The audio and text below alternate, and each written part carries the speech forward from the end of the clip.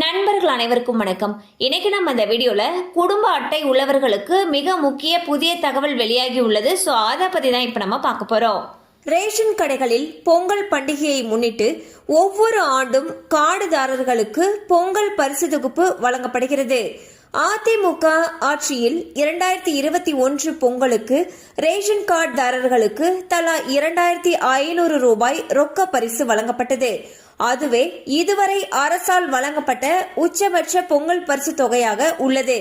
பின் திமுக ஆட்சியில் 1000 ரூபாய் ரொக்கம் வழங்கப்பட்ட நிலையில் 2025ஆம் ஆண்டு பொங்கலுக்கு பணம் இல்லாமல் பச்சரிசி, சர்க்கரை, கரும்பு மட்டுமே வழங்கப்பட்டது.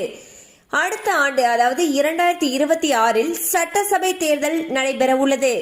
ஆட்சியை தக்க வைக்க வரக்கூடிய பொங்கலுக்கு தலா 5000 ரூபாய் பணத்துடன் பொங்கல் பரிசு வழங்க வேண்டும் என்று மூத்த அமைச்சர்கள் வலியுறுத்தினர்.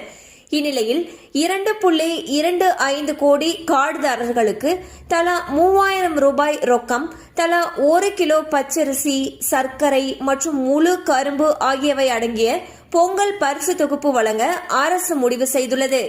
பரிசு தொகுப்பை வாங்க ஜனவரி மாதம் முழுவதும் அவகாசம் அளிக்கப்படும் என்றும் அதிகாரிகள் கூறியுள்ளனர். எனினும் இது குறித்த அதிகாரப்பூர்வ அறிவிப்பு விரைவில் வெளியாகும் என்று எதிர்பார்க்கப்படுகிறது.